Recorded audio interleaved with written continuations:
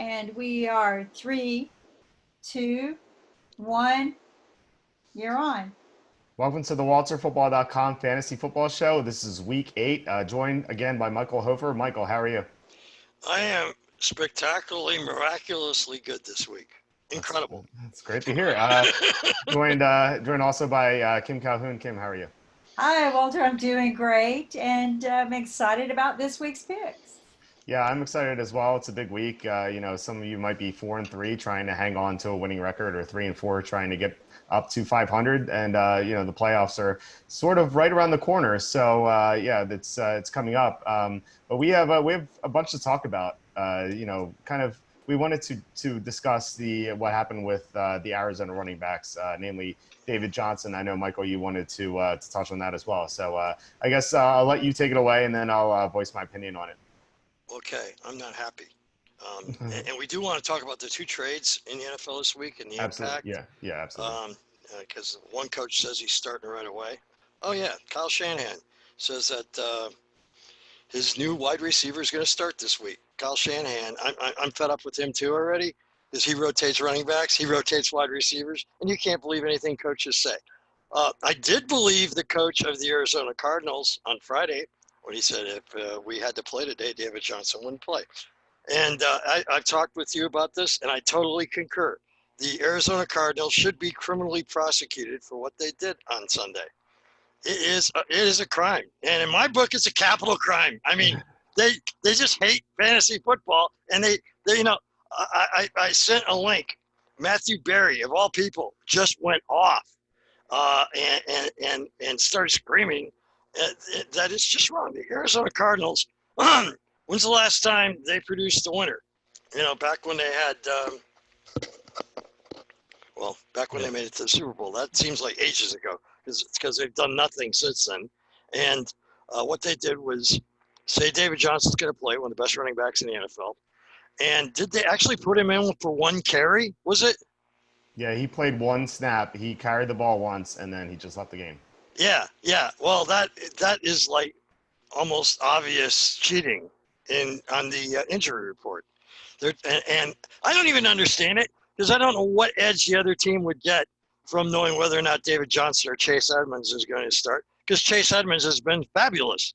In fact, maybe he's even been better than David Johnson. He certainly last week, it would be hard to imagine anybody being any better than that, even though they're playing the Giants, right?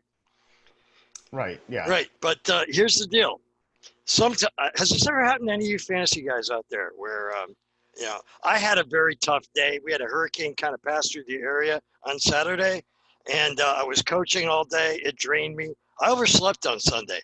Some of you guys who maybe go out partying Saturday night, I know it's happened to a lot of guys in my league where they forget to set their lineups even. But no, I wake up, and I woke up, and the first thing I do is check the active inactives. And I've just had a habit of clicking and going onto Roto World, which I'm going to try not to do anymore, because they could have just been like nice and said David Johnson is active today. But no, they had to put words after that saying that Chase Edmonds is a mere handcuff. Don't play the guy. Now, I don't wake well. I've got sleep apnea and all this stuff, and I'm easily terrified in the morning, or even at 1 p.m. Yeah, I was in terror. Oh my God, don't even play him. I had him started in every league, and I've got Edmonds in every league. So what did I do? I benched him in every league. And then felt like a total idiot as he ripped off touchdown after touchdown. And I scored, it was 35 fantasy points. And I was playing my arch rivals this week in both of my main keeper leagues, my absolute arch rivals. I mean, where we text each other through the games. It's life or death. And I just felt like a moron all day long until Monday night, when Brady threw that pass to, oh my God, I'm getting so upset about this, I can't even remember. We're set. Okay, and that was an incredible catch, an incredible pass, and that shows you that my week against Daniel Fernandez and the Jerks, I only won that because that one lucky play. And the other one, I had some other things that just happened to where I was lucky to win. And it's an old gambling saw. Is it better to be good or to be lucky? Somehow, through the grace of God, I won by 5 points and 8 points. because I sat a guy who was obviously going to get 35, but at the last second, I benched him because the Arizona Cardinals are liars. So I'll let you give your opinion on that now, Walter. Well, I think this definitely hurt me. I didn't have David Johnson in any of my year-long leagues, but I started him in quite a few DraftKings lineups. They said that he was going to play, and he had that red Q next to his name, so I thought that people would shy away from him. So I thought I would get some leverage on the field by playing David Johnson. But that's not the worst that could have happened. So DraftKings this past week, they had $2 million contests. They had their usual $10 one. You can win $1 million for first place. And if you have David Johnson in a $10 lineup, even a couple of $10 lineups, you feel bad, but you don't. It's not the end of the world. And if it is the end of the world for you, you probably shouldn't be playing. But there was a second $1 million contest, and that was for $3,000 entry. And the appeal there were only 1,100 entries in there. So if you entered, you had a 1 in 1,100 chance of being a millionaire by the end of the day, and that seemed appealing to me because it was kind of it seemed like better odds than the super contest, which is something I enter every year. So I was really thinking about entering, and I was like, what am I going to do here? And I really like David Johnson's matchup against the Giants, and we saw what Chase Edmonds did. So I really thought about it. I went to bed that night. I was thinking like, okay, I was actually like, didn't get much sleep because I was thinking about what lineup I was going to use in the $3,000 entry. And I woke up in the morning. I'm like, this is stupid. I'm not going to enter. So thankfully, I didn't lose $3,000 for playing David Johnson. But can you imagine if let's say you entered 5 lineups in that 3,000? I know some people who max entered. I think it was like 33 max entries you can have. But let's just say you had five entries of David Johnson. You're out $15,000 because the Cardinals circumvented the injury report. I was talking to you about that. I think on Monday, and I think I would fine if I were the NFL. I would fine the Cardinals for circumventing the injury report. This is their first offense. This is their first offense, so I wouldn't dock them a draft pick yet. If they did this again, I would take away a draft pick. But I would fine them kind of a hefty fine, maybe like $250,000, maybe $500,000 for doing this because no one's watching that Cardinals Giants game. Right. Only fantasy reasons. Exactly, or fantasy or betting. That's basically it. Like these two teams are miserable. There's no reason to watch them. Yeah, they have rookie quarterbacks, but you can watch these guys any week, and it's just a bad game between two teams that are not going anywhere. So the only people who were paying attention to this are people who had fantasy implications involved and people who bet the game. So if you're going to screw over your paying customers, what's the saying? Like, customers always right. Like, why would you screw over your customers like this? Well said. Millions and millions of dollars the NFL makes on this. And is it going to take a report coming out that there was a divorce or a suicide over this? I mean, I guarantee you something bad has happened when somebody lost like $15,000 because the Cardinals were liars trying to manipulate. And they don't even gain anything out of it. The Giants were going to play defense differently.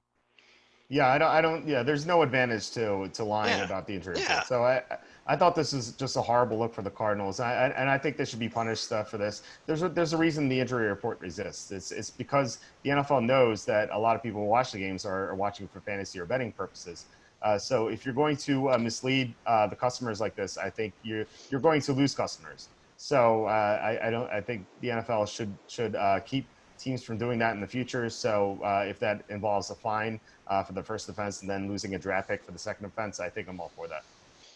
Yeah, and I should give a shout out again to Detroit Destroyers Matt Hawkins, who he already texted me after the second touchdown, and he didn't text me saying, "Wow, you were an idiot for benching Edmonds." He sent me a message saying, "Hey, you're still in this. Don't give up yet."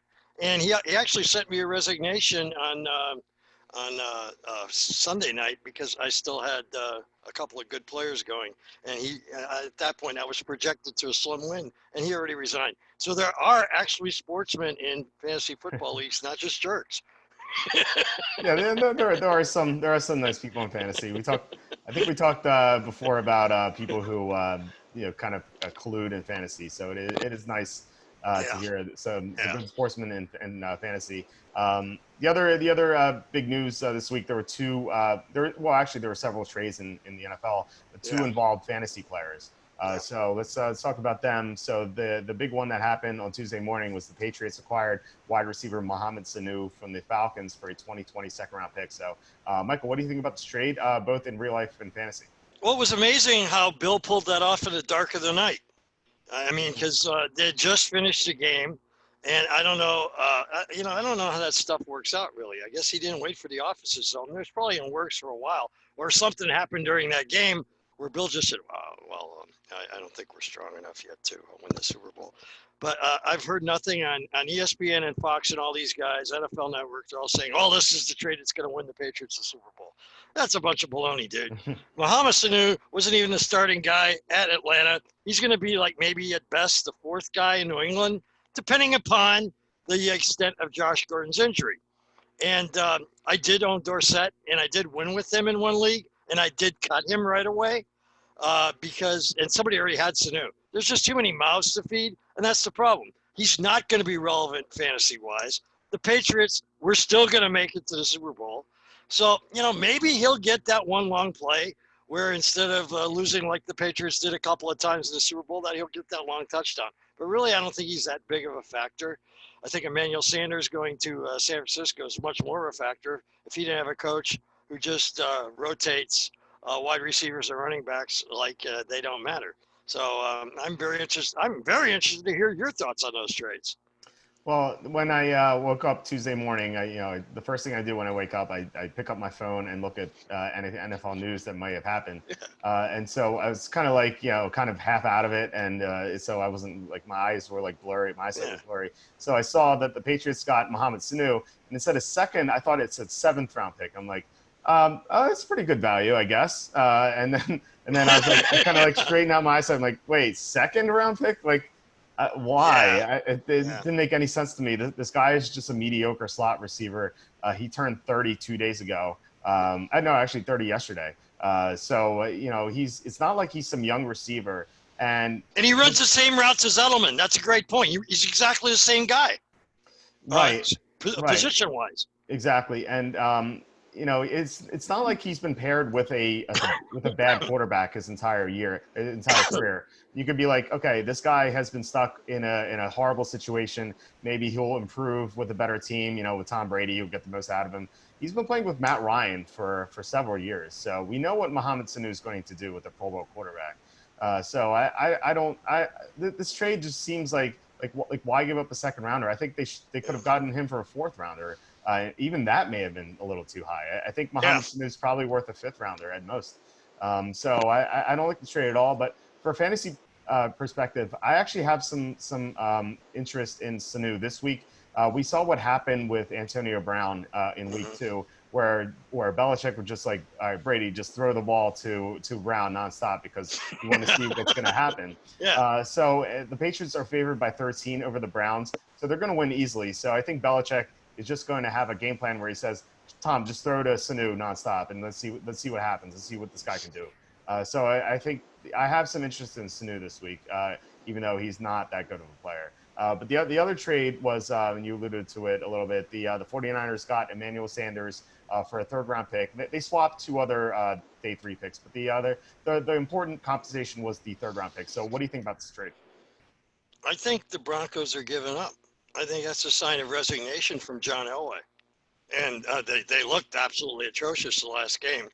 I was actually hopeful that their rookie quarterback could be able to come in soon and take Flacco's place. I don't know how close he is. I heard that he was pretty close to being able to play again. But I just think it means the Broncos have given up. And it makes you wonder how long Elway's going to – John Elway will be general manager in Denver as long as he wants to be because he's a legend. But at some point, even he's got to have some sense and just say, I'm just not good at this. It's time to step down. As for the 49ers, it's a very, very good receiver to an already talented receiving core. I don't think that much of the quarterback, though. I did, but the more that I see him, Jimmy G has not impressed me. I just think that Kyle Shanahan is a genius. Kyle Shanahan is beyond a genius because since he left Atlanta, they've been garbage. And the 49ers were garbage since he arrived, and he has made them an incredible team. John Lynch, their general manager, former Tampa Bay Buccaneer, goes from safety in the NFL to the TV booth to general manager. Unbelievable, and he's been great at it. That defense rocks. They have great depth. And Kyle Shanahan, I love him as a coach. I hate him as a coach for my fantasy teams. Because he hates my fantasy teams. He has a different guy rolling out every week with the big points, and that's good for the team. I like Rasheem Mostert. I think Mostert could probably start on an awful lot of teams, and he's like the third string running back there. So it's just more depth for a team that I didn't believe in at the start of the year that maybe is a contender to knocking off my Packers to go into the Super Bowl. So Yeah, no. can I say something about the trade with Sure. the Patriots? Yeah. I'm not like as experienced as you guys, but I did a little bit of homework about Tom Brady, and I know that he gave up a huge, huge paycheck to be able to pick his favorite players, players that he wants to play with. That was part of his contract, from what I understood. And I thought that was a pretty impactful statement to be able to say, I'm willing to give up my, big chunk of a paycheck, 300 million or, 30 million or whatever it is, um, for a lesser paycheck so I can pick the team I want to. So I have to wonder, did Tom have something to say about this? Was this No, a pick of his? no. No, Every year no? Tom has done that. Tom has given up tons of money so that they can keep going back to the Super Bowl every year. But as for his impact and who they bring in, I would question that. When they do bring in a new guy like Sanu, I bet Sanu's locker is going to be right next to Brady's. But he wanted to keep Antonio Brown, and they cut him loose after all the acrimony, and maybe rightfully so. But Tom wasn't happy about that. And Tom was extremely unhappy just a couple of weeks ago when they got rid of experienced tight end Ben Watson, who maybe is in the twilight of his career, but he saved them on that tackle years ago. He's been a productive player for them. He's experienced. He's got 7 kids. He's got some leadership in that locker room. And the Patriots, since Gronkowski left, have nobody at tight end. So Tom made it clear in a Tom way. When Tom is upset, he doesn't tell the media that, but he does. Whenever he says something in the media, it's for a reason. And it was, well, I really hate losing this guy. He's been a great teammate. That means Tommy was majorly pissed off, and they just brought Watson back this week. So, yeah, the guy does cut incredibly and smartly, gives up his money. But as to Walter, does he have a choice in who they keep? I think they might consult with him occasionally, but he definitely doesn't have final say or anything. And I compare it to another situation in Green Bay where Aaron Rodgers was kind of Aaron Rodgers was pissed that they cut Jordy Nelson. So, they might, I would say, like, Belichick at least talks to Brady, occasionally about the personnel moves, but it's not like Brady is going to be like, I want this guy, so they're going to get him. It's more of kind of like just to chat about certain players. So, sometimes the quarterbacks don't get what they want. If they did, they'd be getting offensive linemen. That's definitely true. Every Really first good round pick. defense team, really good team that protects you, right? Yeah, and Brady doesn't have that, and Rodgers doesn't have that. Right. Yeah. Every first round pick will be on an offensive lineman or a receiver. Yeah. Right. So, real quick though, how does this? And I'm sorry, audience, for being so ignorant here. I know you guys are more experienced than me too. But how does that, if you had Muhammad as your fantasy pick and he moved to another team, how does that impact your choice? Do you still keep the player? You're throwing a party. Yeah. Well, you keep the player. I mean, nothing changes. And usually you're going to be happy if he goes from a team with a bad quarterback to a great quarterback, and you're going to be upset with the opposite. If a guy's on a team with a great quarterback and he goes to a team with a bad quarterback, you're going to be upset. Usually that doesn't happen because the teams that are buying usually have better quarterbacks because they're good teams. But that has happened in the past. Devontae Parker. That's why you should hold on to him right now. Right. Yeah, exactly. So, yeah, you keep your player for year long. Obviously, in daily fantasy, it doesn't matter because you pick new players When's each the week. trade deadline? Uh, I, I'm not. It might be next Tuesday. I'm not Yeah. exactly So sure. guys like Devontae Parker and even Antonio Brown, teams may make a move this week for a guy on a horrible team, but you don't want to cut him because he might end up being a Patriot or a 49er next week. Yeah, it's actually not a bad strategy if you have the roster space. I know my friend Kenny, who I do a DFS podcast with, he's rostering Antonio Brown in some of his leagues because there's an outside chance that Brown returns. I'm not so sure. I'm not as optimistic, but there is a possibility that Brown might return. And the But Dolphins are dumping players. Right, yeah, exactly. And you mentioned Devontae Parker. I think that's a good option because he's got a lot of talent. He's in a horrible situation. So if he goes to a team that needs a receiver and is very good, let's just say like maybe the Packers make a move or something like Oh my that. God, I wish. Right. So like Parker all of a sudden with Aaron Rodgers would be Yeah, a wide yeah, receiver too. So. yeah. Yeah, so something like that. So about the Emmanuel Sanders trade, I actually like this trade better than the Mohamed Sanu trade. Sanders is 2 years older than Sanu, so he's 32. He's going to be 33 in March, so he's going to be on the decline soon. But he's not a long-term investment for the 49ers. I think San Francisco is saying, hey, we're in position to win the Super Bowl. Our weakness is at receiver, so let's strengthen it. So I like this trade. It's really only for a third-round pick, and it's going to be at the very end of the third round because the 49ers are so good.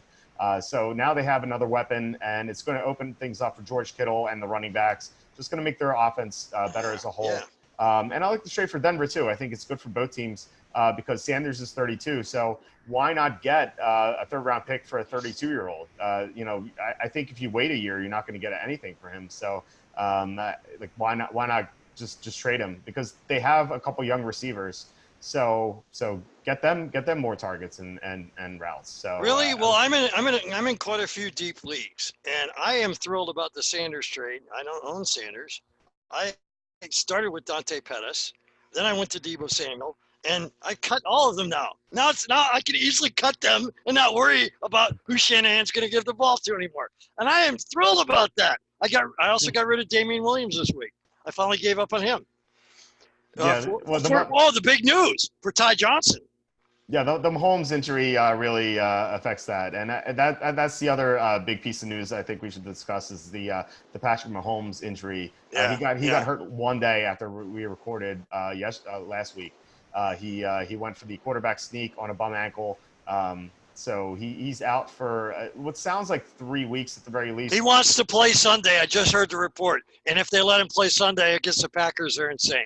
Yeah, I don't think he's going to play Sunday. In fact, I wouldn't be surprised if he sits out until the bye. I think they have a week 12 bye, so That's what they should do. Right, he comes back week 13, 100%.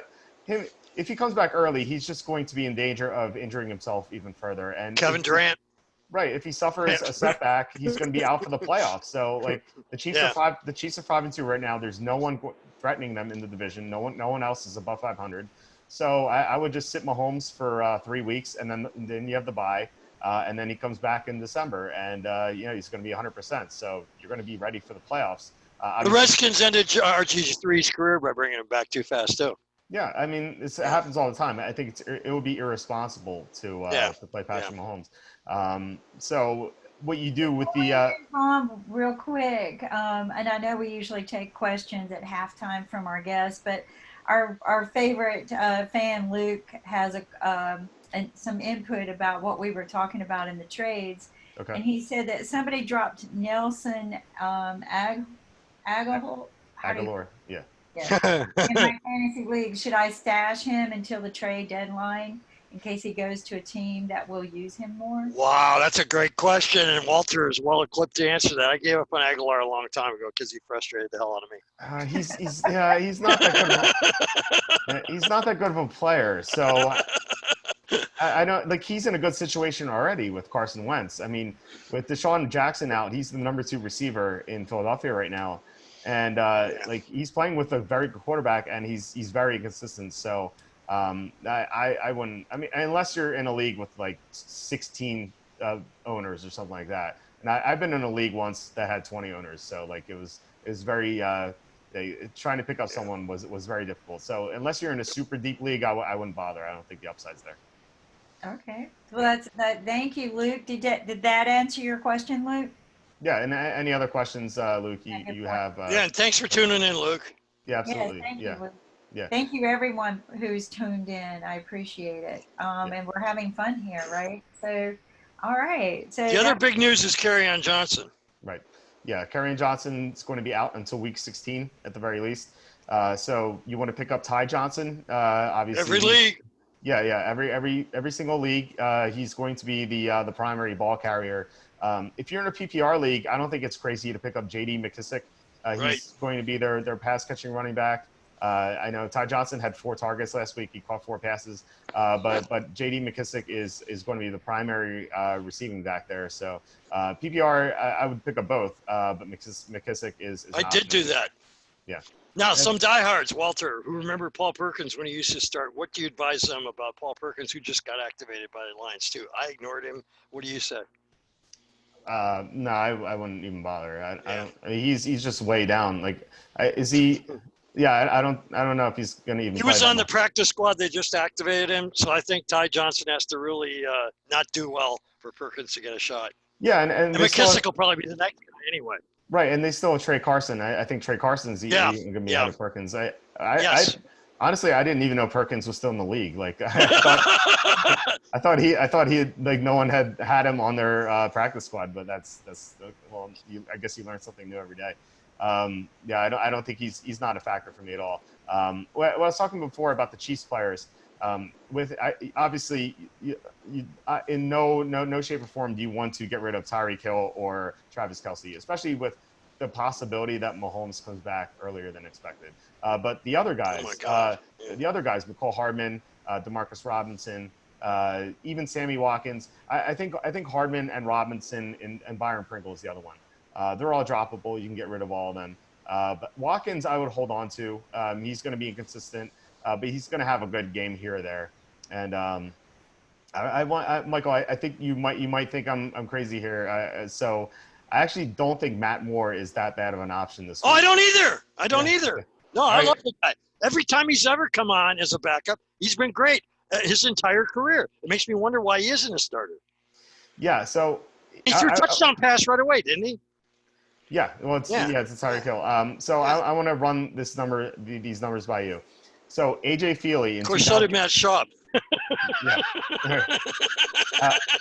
AJ Feely in 2007, when he's the backup quarterback for the Eagles, he was kind of like what Matt Moore is now. So AJ Feely started for the Eagles in the 2007 game against the Patriots, and it was the Patriots were undefeated then, so they're a great team, and the Eagles I think were 21-point underdogs in New England, and no one gave the Patriots a chance, kind of like this week, like no one's giving the Chiefs a chance with Matt Moore. AJ Feely in that game I'm missing a number here. I think it was 27 of 44 for 345 yards, 3 touchdowns, and 3 interceptions. So I think that comes out to like I believe 25.8 DraftKings points.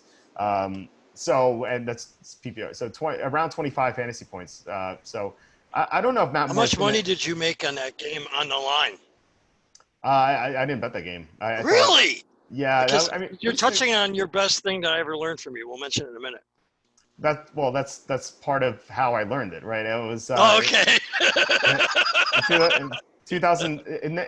In 2007, that's when that was the first year I was doing the site full time. So I was only 25, so I still had a lot to learn back then. So awesome. Yeah, so yeah, now I would have bet the Eagles, but yeah, back then I didn't. But still, like we seen what Andy Reid can do with quarterbacks, and Matt Moore is not like the worst. He's not like Luke Falk or anything. He's functional. So I don't hate Matt Moore. I haven't projected for 19 fantasy points. Nothing crazy, but if you're stuck with quarterback, if your starter's out, if you had Mahomes, for example, you can pick up Matt Moore, and I think you can stream him this week against the Packer defense that's blowing coverages left and right. Totally agreed, and it brings up the best thing I've ever. Well, I don't know. I've learned an awful lot from Walter Cherpinski, and in coaching or in anything in life, You got to always be trying to be better, no matter. That's why Bill Belichick stays ahead, because he's always looking for ways to get better. One of the best things I ever learned from Walter was how the Vegas line doesn't adjust correctly when there's a backup quarterback, but the teams do. Walter has pointed out time and again, and you had a stat on it. The stat was staggering. I don't remember what it is. You might remember by heart. But backup quarterbacks, the teams rally around and they cover the spread more often when they have a backup often than when they have the starter because they know they got to try harder. Yeah, the caveat there is good teams. It has to be a good team, and I think the Chiefs are good. Okay. You know, like you look at the Jets, who not talking about Ryan Tannehill. Yeah, well, you look at the Jets with Luke Falk. The only spread they covered was when Jarrett Stidham threw that pick six, that bizarre pick six. So you don't want to bet a bad team with a backup quarterback, but a good team will rally around the backup and they'll play extra hard. Look at what always. Look at what the Saints. Look at the Saints have done to Teddy Bridgewater. I think they've covered. Yeah. And Teddy Bridgewater is not that good, but you're absolutely right. Yeah, Panthers with Kyle Allen. They've covered every spread. Yeah. So, Kyle Allen might be that good though. He might be. Well, this is his ultimate test this week. We'll see. We'll know for sure against the 49er defense. I think that's it for like the big news. Kim, I don't know if you wanted to take any questions now, or if you wanted to kind of go over your first DraftKings lineup. I think that'd be. Ooh, we gotta see this. Do you want me to share my screen? I have no idea what I'm doing, right?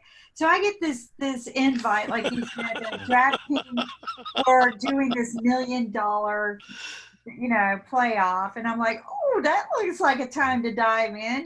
Who doesn't want to win $1 million off of 10? So I quickly rushed in. I only had 15 minutes to get it done. And based on just listening to you guys about how you pick, because, I felt like Tom Brady's not going to throw as much. So I didn't pick him as my quarterback. And, maybe I put too much thought into it and should have let luck play out. But no, luck's not playing right now. But anyway, so I picked Donald, L. Bell, Crowder, Elderman, and Herndon. Elderman is reliable every single week, always. Yeah. So this was the Jets Patriots showdown slate on Monday night. Right. Can we see it? Who was your captain? Yeah, I would like to see this. So let's see if I can pull it up. Hold on just a second. It was kind of fun going in and doing this. I again had no idea. It just said, here's your picks. Pick your team. And I'm like, oh, wow, I get to pick a team. Oh, wow, they gave me money. Yeah. I had no idea what I was doing. I'm like, I got money? They gave you money? Yeah, DraftKings will give you. You won $1,300, really? Mm-hmm. I did. I don't know. I don't know how to read this. So. Oh my God! Don't let us read it for you, and don't worry about it. No, it says.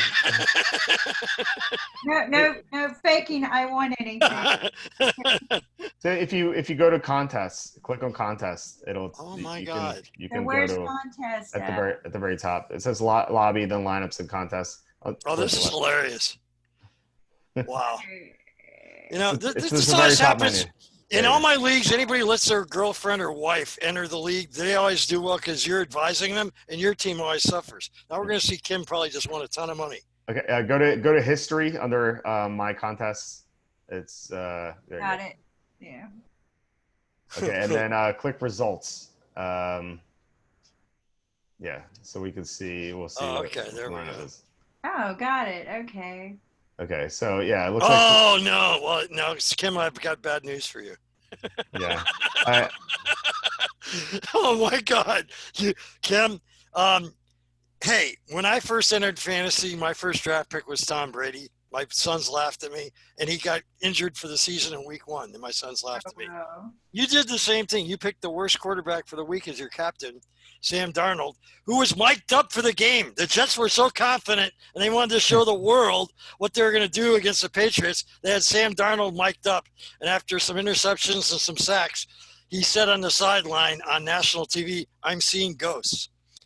And Sam got minus 0.249 points. Okay, so that's In not his good. worst game ever. Yeah. So, yeah. What does this mean? I got minus 2.49 That points. means he sucked. Yeah, That means he had his worst game ever. And I hope he recovers from that because he's a talented player. That's the guy who had mono.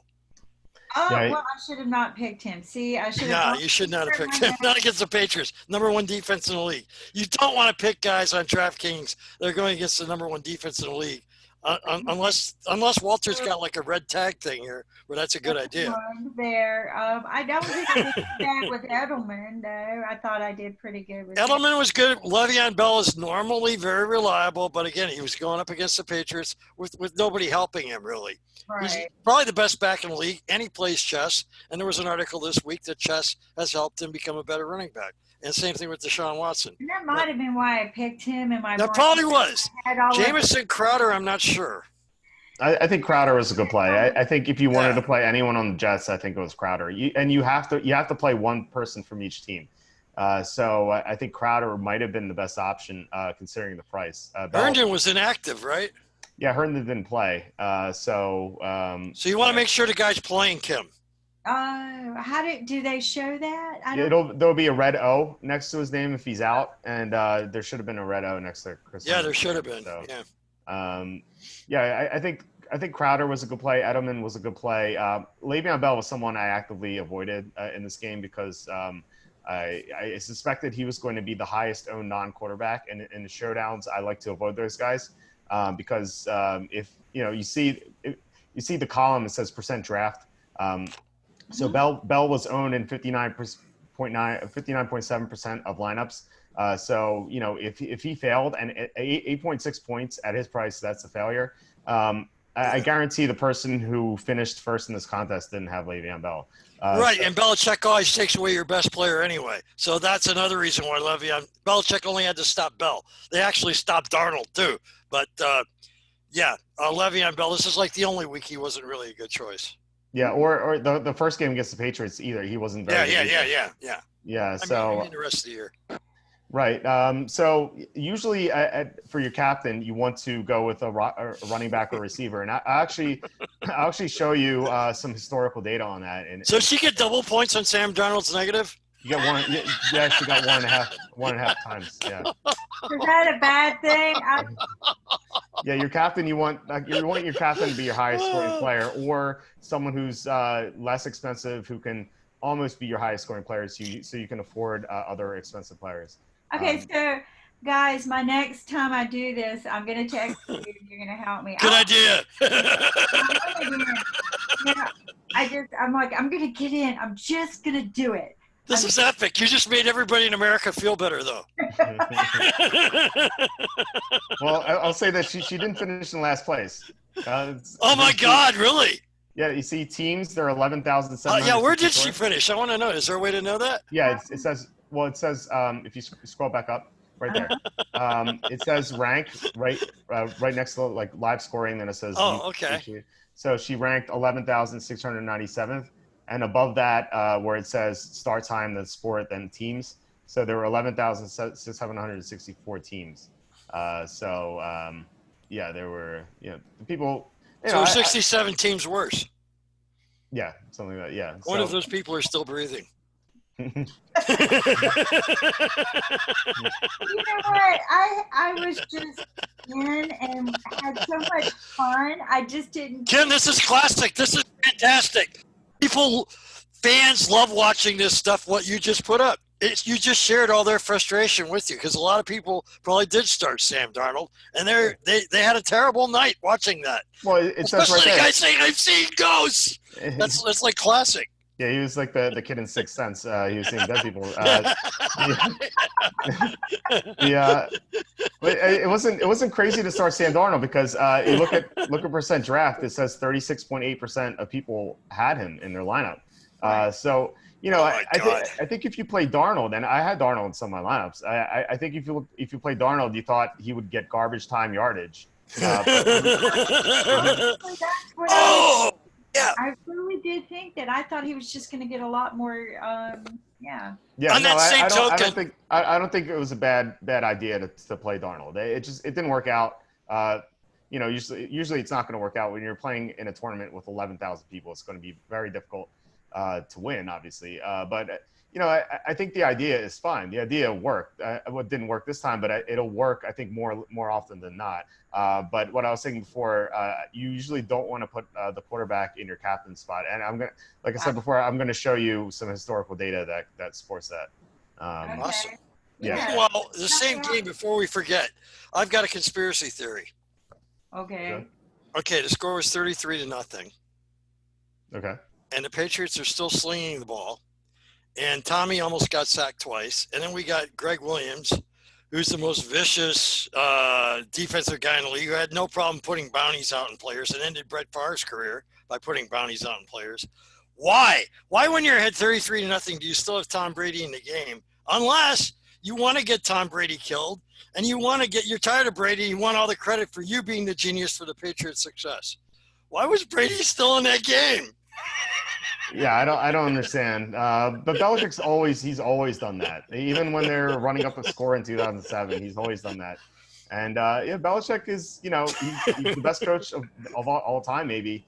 Yeah. But he's kind of a dick. So he wants to get Tommy killed. Yeah. Yeah. I can't take it. No, he would. I can't take it anymore. Yeah. All right. So this is the historical data I was talking about. So I tracked the last 54 before this week. Don't count week 7. The last 54 showdown slates on DraftKings, and so this column right here, the captains. The losing quarterback was in 2 of the winning lineups. The winning quarterback was in 6, so 8 of 54. Running backs, losing running back 5 and winning running back 13. So 18 out of 54 winning lineups, the running back was the captain. Losing receiver 8, winning receiver 15. So 23 out of 54. So almost 50% of the lineups, the winning captain was a wide receiver. No tight ends at all was the winning captain. It'll happen one time with like a Kelsey or someone else. Yeah. But usually the tight ends don't have the upside to be captain. Defense, winning defense 4. So 4 out of 54.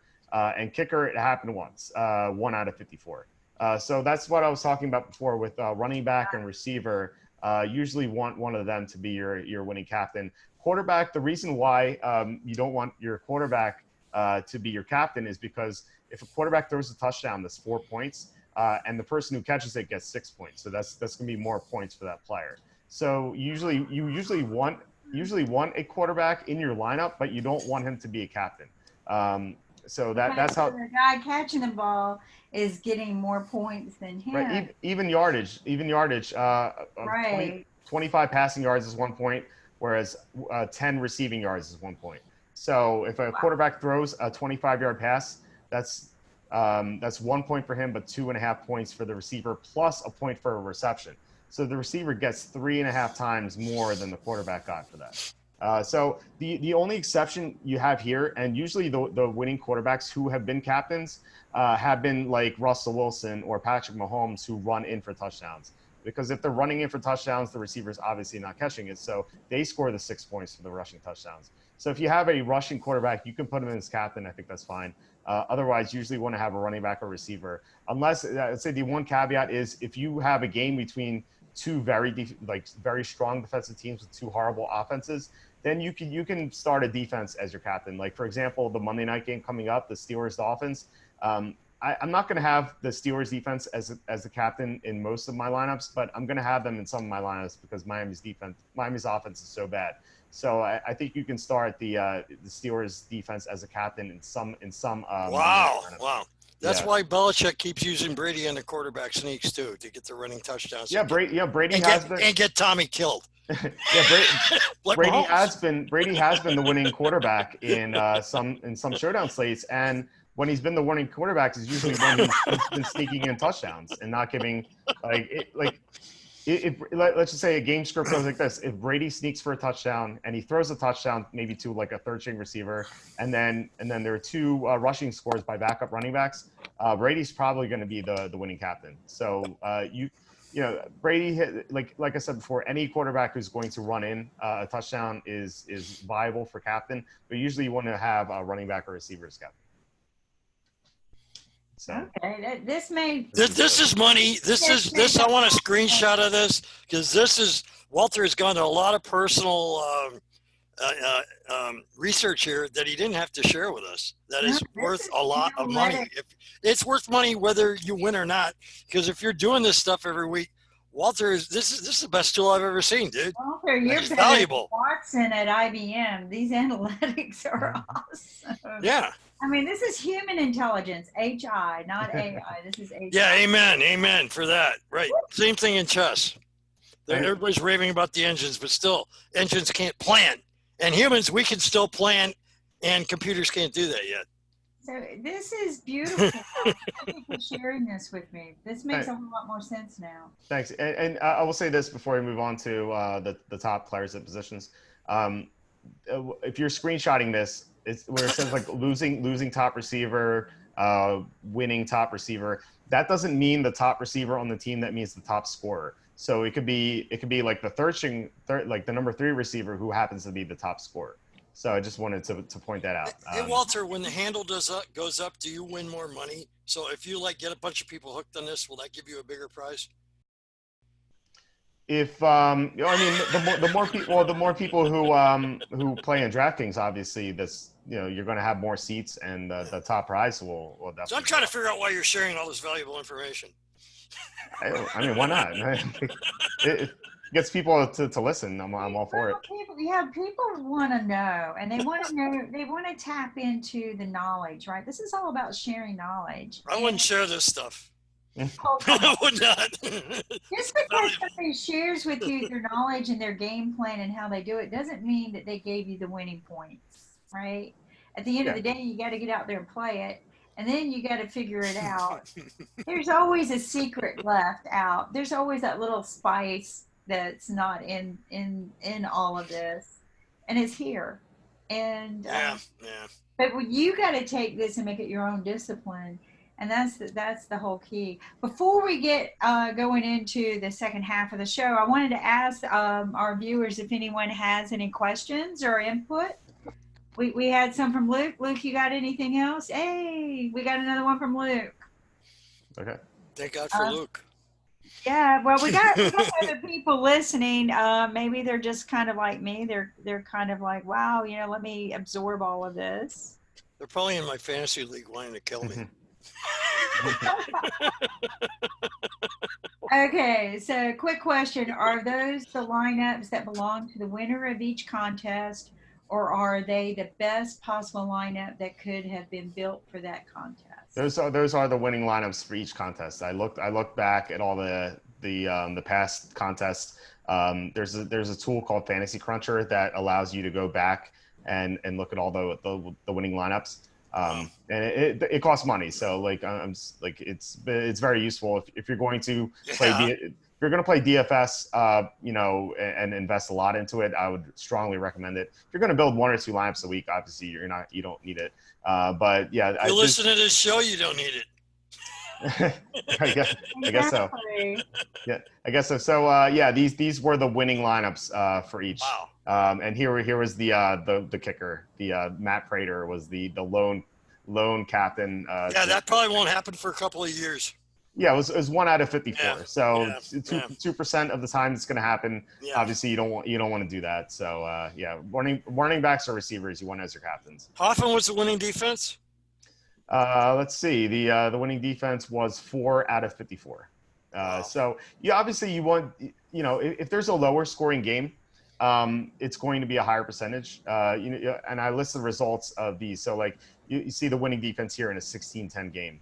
But like and those can be predicted later in the year when it gets cold. Yeah, for sure. But if you're going to have a higher result here, like Chargers 33, Steelers 30, there's no defense in the lineup. So, right. So we have another question real quick from Katherine. She's very new into all of this as well. But she says, how do I register on DraftKings? I think she means DraftKings. Is there a promo code?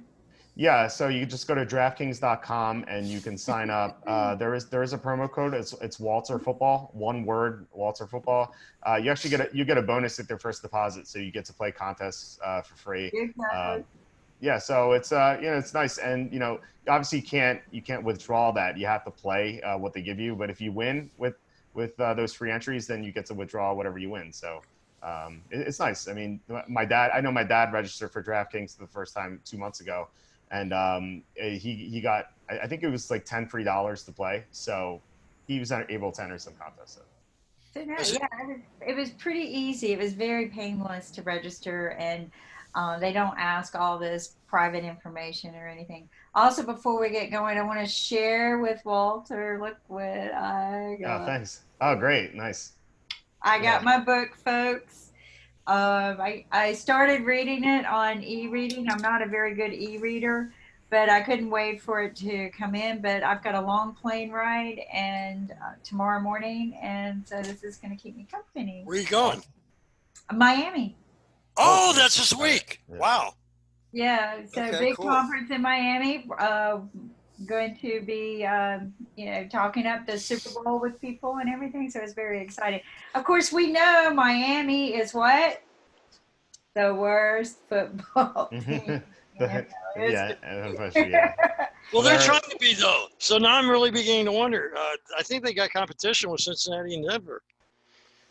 no, I wouldn't. I You would not mean, say. I think Denver is okay. I think about it this way: if two roughing the passer penalties weren't called on them in final drives against Jacksonville and Denver, against Jacksonville and Chicago, they would be 4-3 right now. So I don't think Mhm. Denver belongs in that Oh, category. that's right. You said Denver was going to give Green Bay trouble. That's right. I remember that now. It was 10-10, and then they Yeah. fumbled the game away. The Falcons are another one. The Falcons would do well to intentionally lose the rest of their games too, because then they'd be an awesome team with what they could draft. Yeah, I think yeah, even like they're not going to be worse than the Dolphins because they already won one game, but like they can get Chase Young, defensive end from Ohio State. I think he would be Oh fantastic wow. for them. Yeah. That would help them a lot. If they finish 115, they're fine. They don't need to go Yeah, 0. anyone who doesn't know, Walter is also an expert on. He follows college football very much, and he's like the best guy. uh-oh, Uh, we lost Michael. uh, well, I think he's talking about our NFL mock drafts. Yeah, our site specializes NFL mock drafts as well in the spring. That's kind of it's actually like the biggest feature of the site for traffic. Like people love the NFL draft. It's good. I think it's a confluence of college football and NFL. So I think that's the reason why. Michael, are you there? Okay, Uh, maybe he needs to reset. Unfortunately, sometimes this happens, right? So, moving ahead so that we can go ahead and get our draft picks for next week. Yep, absolutely. So yeah, the top quarterbacks, Deshaun Watson is my number one quarterback. We Wait, saw time out. Michael, check your headset and make sure it's plugged in. um, Okay. okay, yeah, Deshaun Watson is my number one quarterback. We saw what Aaron Rodgers did to the Raider defense, and the Raiders just traded away their top cornerback, so they're going to be even worse against the pass. So Deshaun Watson, I think far and away the best quarterback. He's the second most expensive on DraftKings for the main slate, but he's the guy I'm going to have most ownership of. Russell Wilson is next. Russell Wilson is actually the most expensive quarterback. He has a great matchup against Atlanta, but the one concern I have with Wilson is there might be a chance that Seattle is so far ahead in this game that they're not going to have to throw a lot in the second half. So that's a concern, but it's a fantastic matchup, and I don't think you can ignore Wilson. Number 3, Aaron Rodgers against the Chiefs. He's not going to be on the main slate because he plays Sunday night, but against the Chiefs defense that is just ravaged by injuries, he just seems like a great play, and he's absolutely on fire. Jared Goff, number 4, against the Bengals. Cincinnati has so many injuries. They're down their 2 top edge rushers. They're down their 2 top cornerbacks, and those players weren't even that good to begin with. So they're at this rate, they're playing practice squad caliber players, and they're just a miserable defense. So Jared Goff projects very well. Matt Ryan, number 5, he's questionable. He may not play, and I might have him a little too high because even if he does play, he's going to be playing on a sprained ankle. He may not be 100%, so that could affect him negatively. So I would actually maybe adjust that ranking on Matt Ryan at number 5. Tom Brady, number 6. You can't go wrong playing Tom Brady. Cleveland's defense is it's going to be better because they're going to have 2 of their top cornerbacks back from injury. But still, Tom Brady he has too many weapons. He's unstoppable right now. Matthew Stafford, number 7. He's kind of a sleeper play. I don't think too many people are going to be on Stafford. Stafford was almost in the winning lineup for the $1 Million Maker this past week. And he has a great matchup against the Giants, who can't cover anyone. Kirk Cousins also not going to be in the main slate. He's number 8 because he plays on Thursday. But he has a fantastic matchup against the Redskins. And this is a revenge game for Kirk Cousins because the Redskins weren't willing to pay him the money he wanted. Oh. Number 9. I don't have faith in him. I still don't have faith in him. I don't blame you, but he's good against bad teams, and the Redskins are a bad team. So that's a good point. He'll play well this week. He'll have a meltdown at some point, but he'll play well this week. And Zim will probably help him this week too to get back at his old team. Yeah, exactly. Number 9, Josh Allen. Would be a good pick because it is a revenge game, basically. I mean, he's not on the main slate. So if you want to play Kirk Cousins, he's on the Thursday night showdown slate on Thursday night. So I wouldn't use him. I wouldn't use him as captain. I would probably have most of my teams will probably have Stephon Diggs as the captain, and then pair him with Kirk Cousins, and then add in some other players. So Walter, does Thursday night help offense or defense?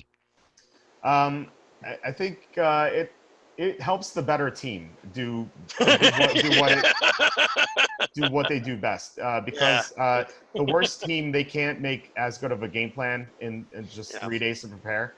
So you're going to see the better team do what they do better, like even better. So good point. I think Kirk Cousins is going to be even more enhanced. So maybe I should even move him up the rankings a little bit. Number 10, Daniel Jones. Daniel Jones was awful last week in a good matchup, and I think that means people aren't going to play him this week. Right. But against a Detroit team that lost 6 starters to injuries last week, and which was disappointing for me because I had a big play on the Lions. It's actually the only big bet I lost last week was on Detroit. They lost 5 starters to injuries. So we're going to look at the injury report later in the week. If those guys are out, Daniel Jones will be. How many on defense? 5. 5? Yeah, they lost 2 defensive linemen. They lost a linebacker, they lost a corner, and they lost a safety. Oh my God! Yeah, it was absolutely brutal, and they couldn't stop Kirk Cousins after that, and that's the reason why Cousins had such a big game. So yeah, if those guys are out, I like Daniel Jones. So thoughts on the top 10 here? And they lost Carry-On, so that's also going to affect the defense a little bit because they're going to be on the field more. Yep, absolutely. So what do you think about the top 10 quarterbacks? I still don't trust Kirk Cousins, but that's become a personal thing. Tannehill, I think the Bucs are better than people give him credit for, but statistically, Tannehill should blow up. And Tannehill has been actually very good, as has A.J. Brown, ever since they've been starting him. I do believe in Daniel Jones, and I don't think he's going to have 2 terrible weeks in a row, and the franchise really can't afford that. I don't know what's wrong with the tight end there last week. He almost was playing like there was something wrong with him. Matt Ryan against the Seahawks. Well, that's all garbage time. And Jared Goff. I don't trust Jared Goff either. But the rest, I totally agree with you. Yeah. What were you saying, Kim? What about Kyle Allen from the Panthers? Kyle Allen's playing the best defense in the NFL, so I have him way down here. Sorry, so, Kyle. He has yet to throw an interception. I've projected for an interception and a fumble. Hey, now that you're down there, how's Bake going to do against the Patriots? Is there any hope at all? No hope. He's going to play poorly like Sam Darnold did. You saw what Belichick did to another inexperienced quarterback Monday night, and Baker Mayfield's dealing with a hip injury of some sort, so he may not be 100%. So, if you're looking for a guy to stream, we mentioned him earlier. Matt Moore. Matt Moore. And you brought up Tannehill against Tampa secondary, which is just awful. So, all right, let's get to the running backs. Saquon Barkley, number 1. He's going to be healthier this week against the Detroit team again that lost 5 starters on defense, including 2 defensive linemen. So they were worse against the run against Dalvin Cook last week. So I like Barkley. Alvin Kamara. No way he plays. No way you should play him until later. Let him rest. Same thing with Drew Brees. Oh yeah, you're talking real life, but I think he's going to play this week because they cut Zach Zenner, and that goes with what that goes with what I was talking about before. When a team signs a player, that's bad news for the starter. But the fact that the Saints got rid of the player they signed last week, I think that means Kamara will play. So if Kamara's in the lineup, I absolutely love him. Le'Veon Bell is number 3, and we just saw Le'Veon Bell really struggle against the Patriots. I think he's going to bounce back. He's way too talented not to. And Jacksonville's linebackers are so slow. It looks like, I don't know what happened to Miles Jack, but he's running in slow motion right now. Yeah. It's just horrible. Yeah. So I like Le'Veon Bell in space in that game.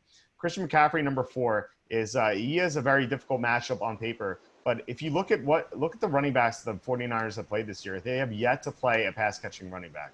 So I think McCaffrey has some potential as a receiver. And if you can attack the 49ers defense anywhere, I think it's at linebacker. I think that's probably where they're weakest. They're not that weak there, but they're at their weakest there. So I like McCaffrey.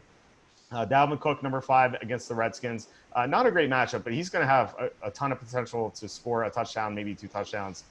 He could have a big game. So Cook is number 5, although I'm going to avoid him in the showdown Thursday night because I believe he's going to be the highest owned non-quarterback. So like I said, I want to avoid these guys.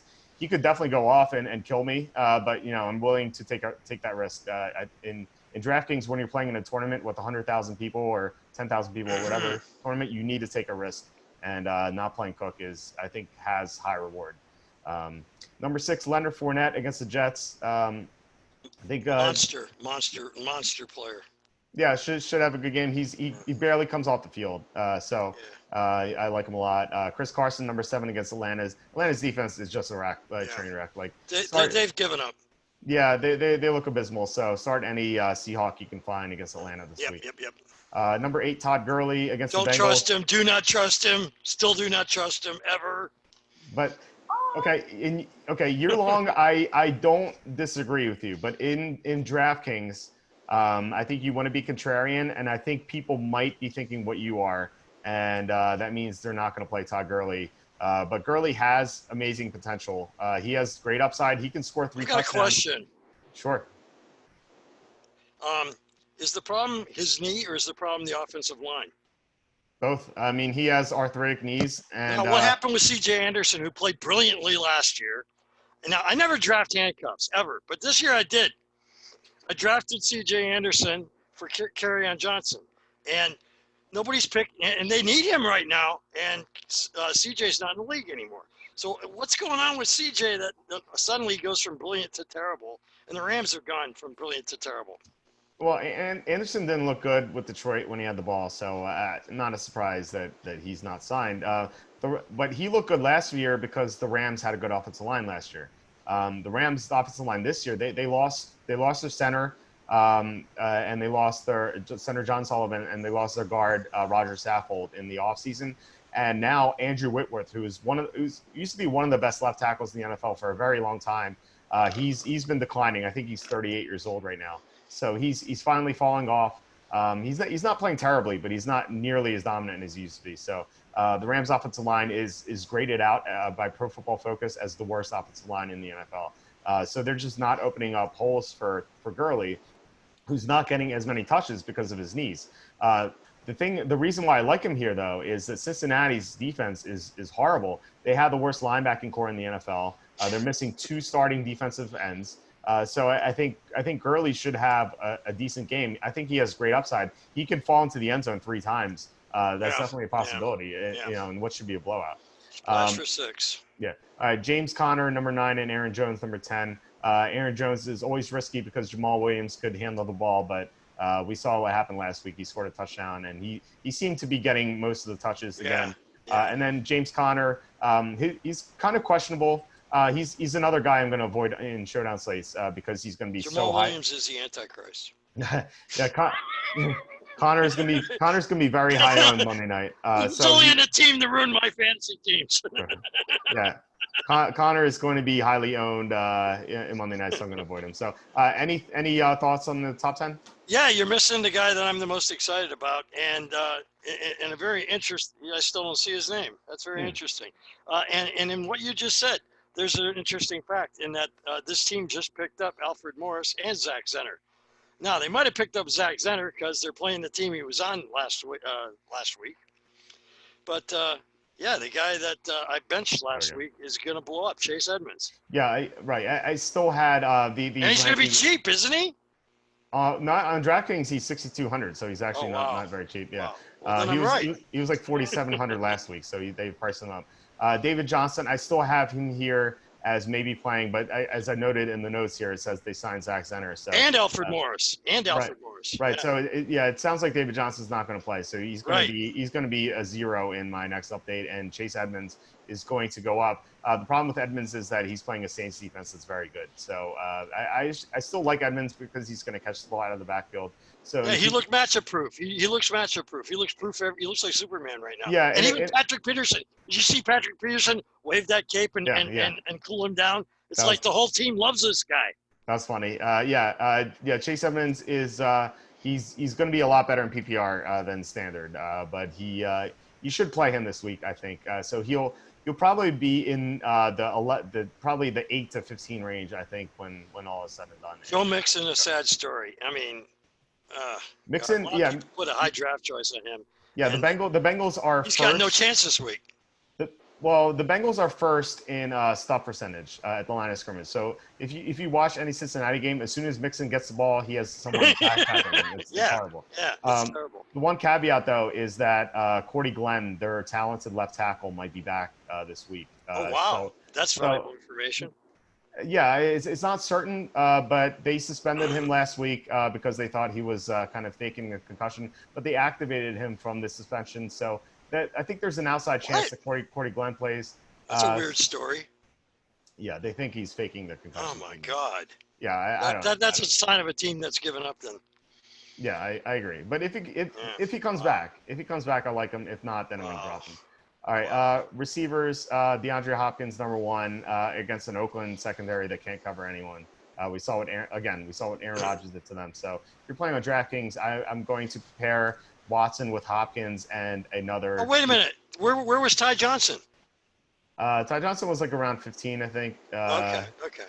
Yeah, he was projected. I think that's the pickup of the week.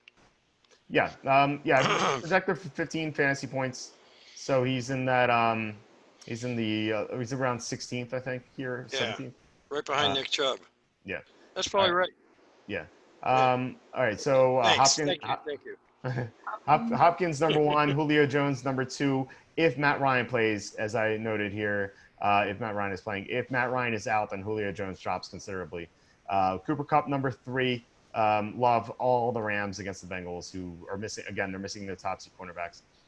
Tyler Lockett, number four. He has great potential. So he's someone I like on DraftKings because he can go off or he can disappear. And in big tournaments, you want those high upside guys. So talk about disappear. Did you have to use that word too? It's bad enough to have to hear Tyler Lockett's name because I traded him for Antonio Brown. And I've been killing myself all year. Talk about disappearing. Yeah, Antonio Brown. Yeah, that's good. Just had a flashback, dude. Very, very rough. Stephon Diggs, number five on Thursday night with the revenge game narrative for Kirk Cousins. I like Diggs.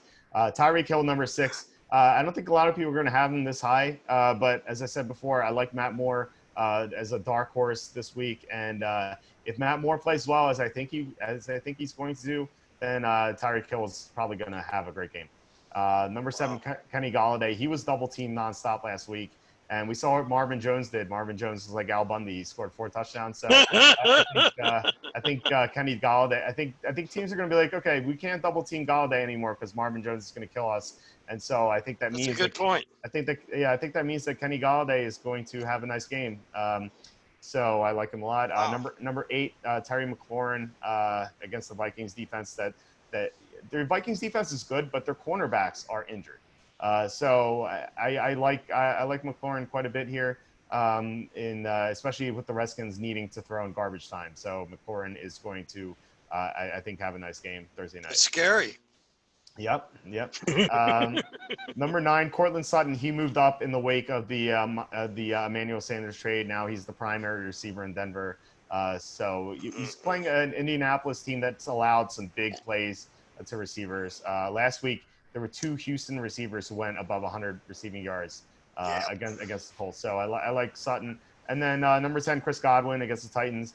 Tennessee is not too bad against slot receivers, so he doesn't have a great matchup, but I think it's fine, and I like Godwin quite a bit. Agreed. So before I get your take on this, I was mentioning before. So in some DraftKings lineup, what I like to do is, and I've talked about this before, is I like to stack games. So I like to have a quarterback with two of his receivers or a tight end. Oh, I know where you're going. Yeah. So Kenny Stills. it was absolutely, yeah. Yeah, I was just gonna say that too. Yes, Yes. yes, yes, yes, yes. So I like running it back with two players from the other team as well. So you go Watson, Hopkins, and then Kenny Stills, who will be kind of right here. So That is the wide receiver pickup of the week, no doubt. yeah, for sure, because Will Fuller's out for Houston. Thank God we don't have to worry about him dropping the ball anymore. I was very, very happy to make that waiver claim. Yeah, it's brutal. So yeah, Kenny Stills is he's a good option this week along with Watson and Hopkins. So if you're going to game stack this and have those guys, you're going to want to run it back with Josh Jacobs and Darren Waller most likely, unless Tyrell Williams plays. Although it doesn't sound like he's going to play. Isn't Josh Jacobs questionable too? I didn't hear that he was. Yeah, I thought I had read an injury. I'm not sure, but I think he missed practice or something. So who was the other one? You had Josh Jacobs. Oh, look at she's writing them down. And Kenny Stills. Kenny Stills is the play of the week. He's cheap. About him, but who's Hopkins and Josh Jacobs? Hopkins, Watson, Stills, and then you run it back with Jacobs and Darren Waller, who we'll get to in a second. So, Michael, what do you think about the top 10 receivers? Well, I think again, your thinking on Kenny Golladay is fabulous. It's like we can't let Marvin Jones do that. That's a fabulous way to think about that, and I totally agree with you. You don't have the other more acclaimed Buccaneer receiver on this list, though. Where is he? He's right here. Okay, he's not far behind. Okay, that's cool. Yeah, they're pretty close. They're pretty close. I never can understand putting John Brown ahead of Mike Evans, though. Like ever, you got John Brown between Michael Thomas and Mike Evans, two of the best receivers in the league. I still don't believe in John Brown. I don't believe in their quarterback necessarily, though, either. And I guarantee you, I will bet you anything, Julian Edelman gets more points than John Brown. Come on, man. My issue with Edelman is that I think they're going to involve Mohamed Sanu a lot, and I think that could be a reason why Edelman doesn't have as good of a game. The reason with John Brown being at 17 points is because they're playing the Eagles, who are just horrible in the secondary. But I think you're right. I think Mike Evans should probably be ahead of Brown, especially considering that Josh Allen has a hand injury of some sort. So Allen may not be 100%. So I think you might be right. I think I'm a little too bullish on John Brown. I haven't. We aren't being recorded, aren't we? They can't hear us, can they? My fans, some of my guys in my league told me that I have to argue with Walter more often. I'm being too nice to Walter. So. I'm all are we on the air? Hi. I'm all for. Walter, what are you thinking, man?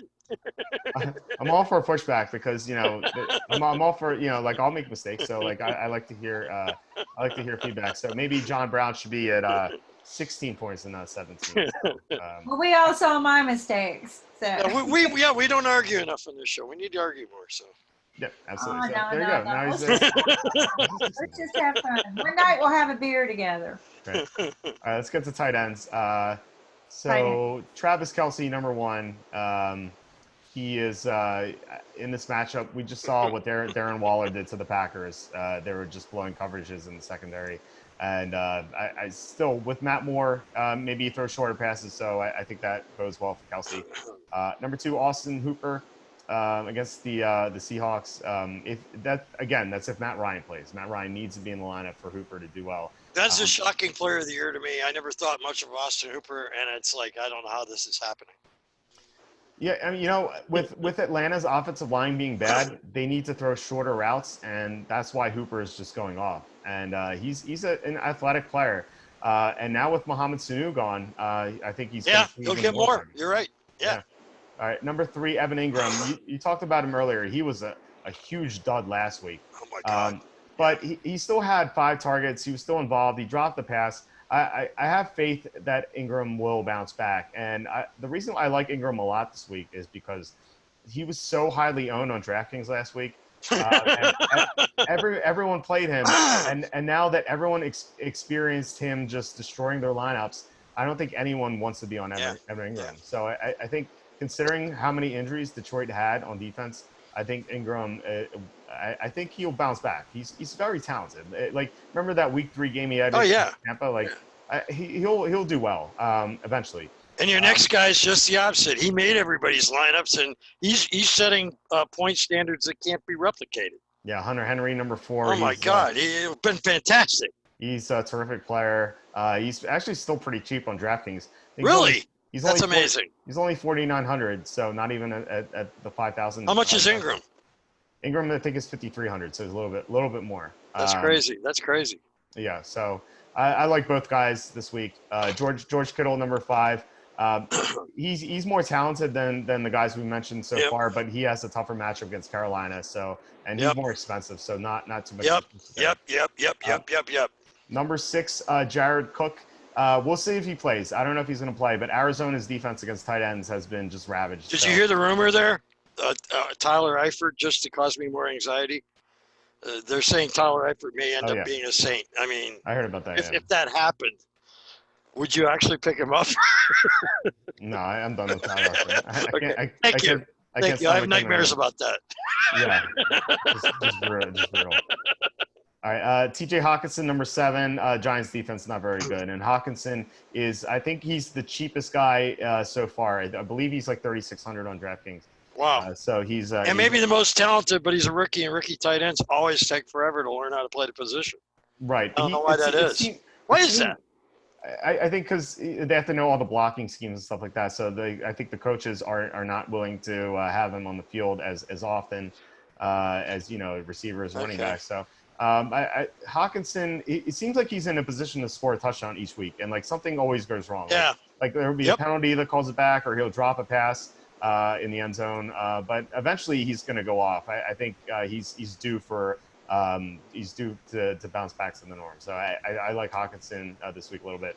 Darren Waller is the guy we touched on a little bit earlier, number 8 for the Raiders.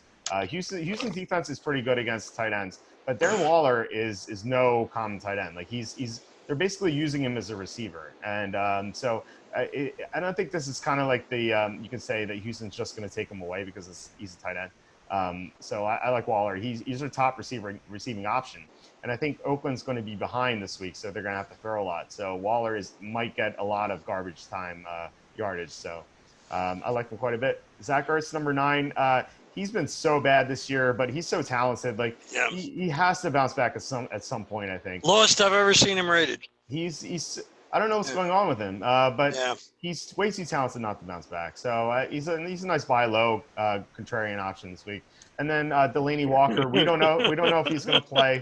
I liked him last week, but he ended up not playing. But Walker, if he suits up, we've seen what Tampa's defense has done to tight ends. Greg Olsen had a great game on a Thursday night, week 2, and then Jared Cook against Tampa Bay was in the $1 million lineup. So we know that those guys. Greg Olsen's old, and Jared Cook's not that good. So. Delaney Walker, he's both old and maybe not that good, but and he's got Ryan Tannehill. Fire him up. Yeah, so I like Walker. So, any other thoughts? The next guy. I'm glad you didn't mention him because after I benched Chase Edmonds, I'm watching the Packer game. I had Geronimo and Lazard. Every time he's going to Jimmy Graham like constantly that game. I was screaming, "Stop going to Jimmy Graham!" Because the guy only drops them, but no, he's catching them too. So I'm kind of surprised you got Jimmy Graham this low against the Chiefs. But again, I loved Jimmy Graham last year. I was majorly disappointed. He's only a red zone target. But I'm a little bit surprised you got Jimmy Graham this low. But I've given up on the guy. So. Yeah, I think he's so hit or miss. He's number 11. He's in a 12-team leagues, obviously startable. So I think that if he's number 8, number 7, I don't have any arguments with that. I think he's got I think he should be around 7 to 15. So I think the athletic guy they drafted, I don't even remember his name now. Jace Stoneberger. Yeah, he's been invisible. So I guess he must not be what they thought he was when they drafted him. I think he's been injured. So I don't think that's the reason why they're not using him. Oh, and then the Kumaro sighting last week. Yeah, I'm thinking, oh my God, now it's like, who do you own in Green Bay? It's very tough. Finally, yeah. It seemed like he stepped out of bounds on that touchdown. Yeah, he So did. yeah, so maybe they listen to So our did Geronimo. It's like they both were doing that. yeah, maybe they listen to our show and they're like, oh, let's get Kumaro a touchdown, so it Yeah. makes us look good. So, uh, all right, I think that's about it for our show. So, It's valuable advice you shouldn't have given away, man. We should share that privately. This is anybody who's involved in daily. If they aren't listening to Walter, then they're really missing out. And it's an honor to work with you guys. And here It's a lot of fun. I am just having the time of my life, and I need to listen more. And I am, but I also, I'm gonna text you before I make my next.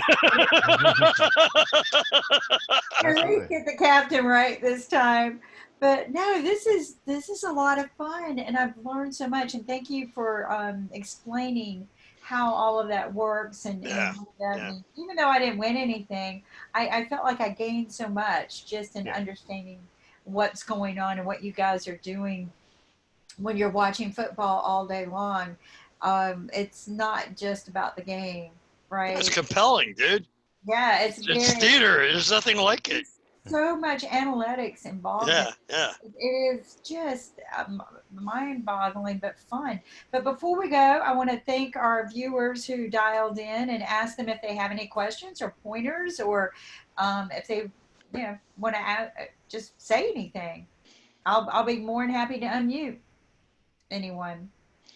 Give us your honest opinion of Walter's book after the flight. Oh Yeah, yeah, yeah. I'm gonna have to. Definitely, we'll do Think how much that. smarter you're going to be after that. Uh, One last question for me. This is from Luke. okay. Let's see if we can pull this up. Oh, yeah. Should he play Austin Hooper if Matt Schaub's playing?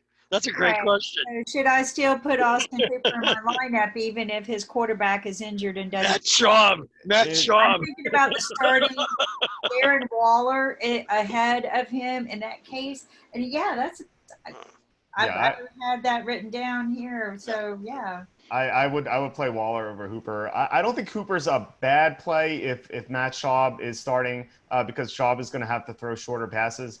But what you're going to give up with Schaub is potential touchdowns because they might have like one drive at the end or maybe two drives in the fourth quarter where they get toward the red zone. But Well, Schaub throw touchdowns for his team or the other team? that's true. That's true. So Hooper, who I had at he's number two. If Matt Schaub starts, Hooper probably dropped to like number 10 around there. So yeah, I would have Waller ahead a little bit over Hooper. Again, like it's not a good matchup, but they use Waller as like a receiver sometimes. So it's not like they're just going to take away a tight end again. Like he's just so talented that. And he's their primary receiver, so I would start Waller over Hooper. But obviously you want to pay attention to the injury report. So and pay close attention to that before the game, right? yeah. I mean, even if you do, like with David Johnson, you never know what's going to happen. So it's always a risk, but usually the quarterback's not going to be sidelined after one play. Like that. I've never seen that happen before. That would be remarkable. But yeah, so if Matt Ryan is announced as playing, then fire Hooper up. If not, then I would start Waller. So that's what I think about that. But it'd still be close. Yeah, that's Brilliant, Walter, and thank you to our millions and millions of fans watching on IBM TV. well. Thank you, Luke, for the great and wonderful questions, and all the other people who dialed in. Wait, we got something else. That's a good. Thank you, Luke. Yeah. Thank you, Luke. We thoroughly enjoy the fact that you are dialing in, and we look forward to seeing you next week. Yeah, Right? absolutely. So yeah, that's it for this week. You can go to walterfootball.com. I'm going to have updated fantasy rankings every single day. We have NFL picks, 2020 NFL mock draft. So lots of content. And the book, please, if you want to support the site, a safety and a field goal, it's available on Amazon. So yeah, check that out if you can. Otherwise, I will talk to you guys next week. And for everyone listening, just what do you think? Who are you going to play in DraftKings? Who are you going to play in your year-long leagues? Just let us know. If you have any sleepers that we missed, for sure, let us know in the comments. And otherwise, I'll talk to you guys next week. Yeah, you guys can always post on Facebook too, and Walter does answer those posts. Absolutely. Yep. Thank you, Walter. Thank you very much. Love you guys. All Thank right, you. thanks, guys.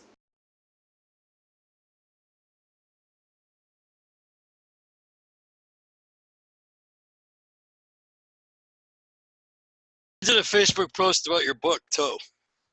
Oh, you did? I didn't see it. Thanks. Yeah. Thanks for doing that. Yeah, you're welcome. Yeah, I'm gonna do. Send me an autographed I copy want when you to get a learn it chance. one time.